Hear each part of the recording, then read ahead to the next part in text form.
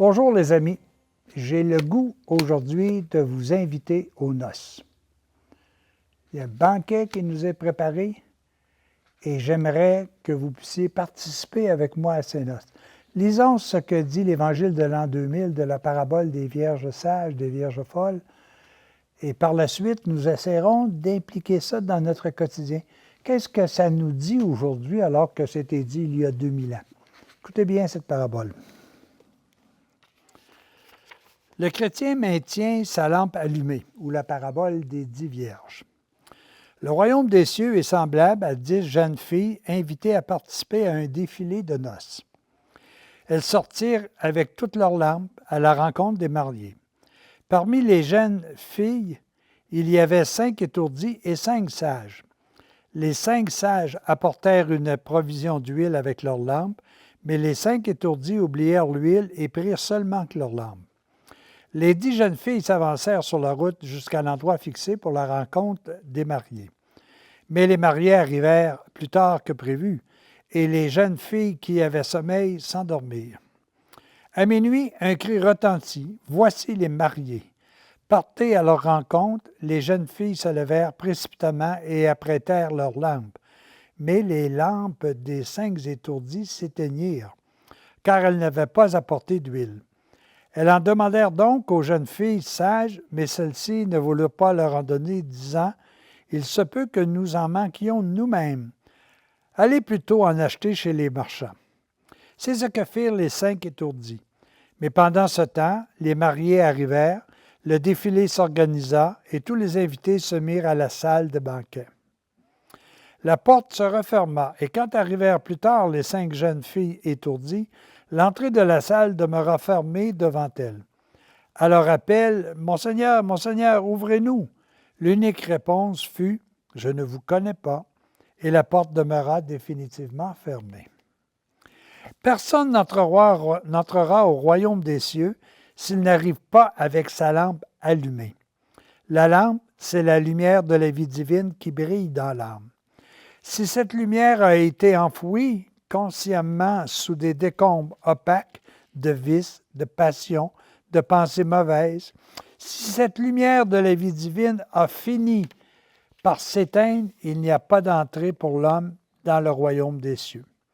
Pour entrer au royaume éternel de la vie, il faut avoir en soi la lumière de la vie. Pour entrer au royaume de l'éternelle lumière, il faut avoir en soi la lumière de la vérité. Plus le cœur de l'homme se purifie, plus il s'élève au-dessus de la matière et plus grandit en lui la lumière de la vérité. Si l'homme recherche Dieu de tout son cœur, de toute son âme, de tout son esprit, il arrivera à la pleine connaissance de la vérité. Il deviendra un foyer lumineux qui éclairera le monde entier. Que celui qui peut comprendre comprenne les paroles de l'Esprit et qu'il entre dans le royaume de la lumière et de la vie. Bienheureux les cœurs purs, car ils verront Dieu. Alors les amis, j'aimerais tout d'abord vous expliquer le contexte dans lequel Jésus présentait cette parabole-là. Il le présentait sur l'aspect que la fin des temps s'en vient. La fin des temps, ce n'est pas un apocalypse, ce n'est pas quelque chose qui est désastreux.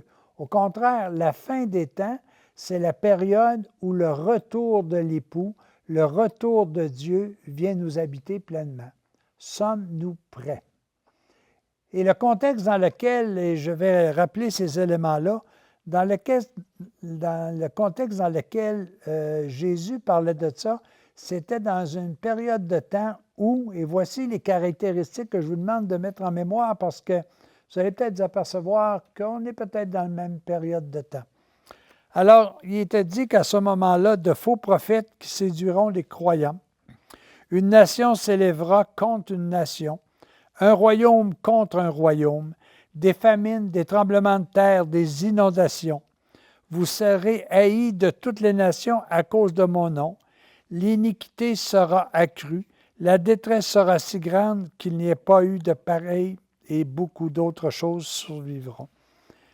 Moi, quand je regarde ça, je me dis, est-ce que nous ne sommes pas en train de vivre ce temps-là?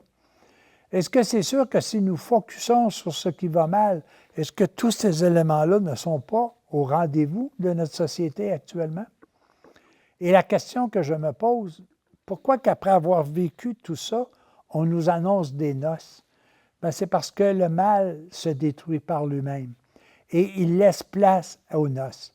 Mais est-ce que nous sommes prêts, nous, à participer à ce banquet? À ce royaume que Dieu veut nous donner, à ce royaume auquel nous sommes appelés, sommes-nous véritablement prêts? Et les éléments qui constituent cette démarche-là sont excessivement intéressants. Dans les éléments qui viennent proposer la situation, on parle de l'huile et de la lumière, et c'est le symbole de l'Esprit Saint qui nous habite. C'est le symbole de l'amour qui est en nous, de la semence divine, de la grâce qui nous a été donnée d'être appelés fils et filles de Dieu. Est-ce que nous avons assez d'huile? Est-ce que nous avons assez en nous d'essence divine pour pouvoir bien comprendre que ce qui est bon s'en vient pour nous et non le contraire? Sommes-nous assez bien vêtus de vie divine pour pouvoir affronter ce qui s'en vient, pour participer à ce banquet royal?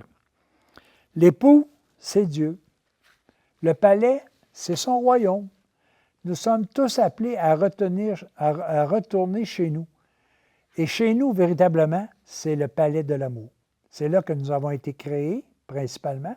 C'est là que, de toute façon, après avoir vécu les expériences de la vie, la souffrance, etc., nous sommes appelés à retourner. L'épouse, c'est tous ceux qui croient. Les fils et filles de Dieu, qu'ils soient conscients ou pas en ce moment, croient. Croient à l'amour qui est en eux, croient au germe divin qui nous habite. Est-ce que nous sommes conscients de cette croyance-là à des niveaux divers? Mais soyez assurés que cette épouse-là qui est à l'intérieur de nous sera toujours l'assemblée de ceux et celles qui veulent l'amour comme guide. L'arrivée, l'arrivée de l'époux, c'est quand je prends conscience que cet époux-là est à l'intérieur de moi. Tout le monde possède cet époux à l'intérieur. Mais quand est-ce que j'en prends conscience? Bien souvent, je vais en prendre conscience parce qu'il m'arrive des périodes qui sont difficiles. Et là, ne sachant pas où me tirer, j'essaie d'avoir un contact avec Dieu, d'avoir un contact avec l'amour.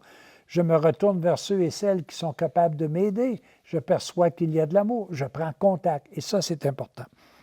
Nos amis, bien, c'est tous ceux et celles qui, autour de nous, sont prêts à nous aider pour que l'on puisse véritablement comprendre. Alors, vous voyez, on est en train de préparer vraiment un véritable banquet. Quand est-ce que cela va-t-il se produire? Quand nous serons prêts. Mais malheureusement, il y a deux façons de nous préparer, par la souffrance ou par la sagesse. Ce que je vous ai mentionné antérieurement, c'est prendre ça par la souffrance.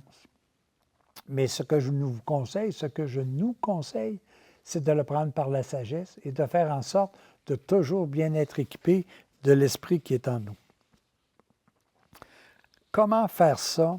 Bien évidemment, je viens de vous le dire, d'une part, c'est d'être sage, de faire en sorte que nous puissions vraiment appartenir à Dieu, développer en nous ce qui est éternel, mais c'est aussi de veiller.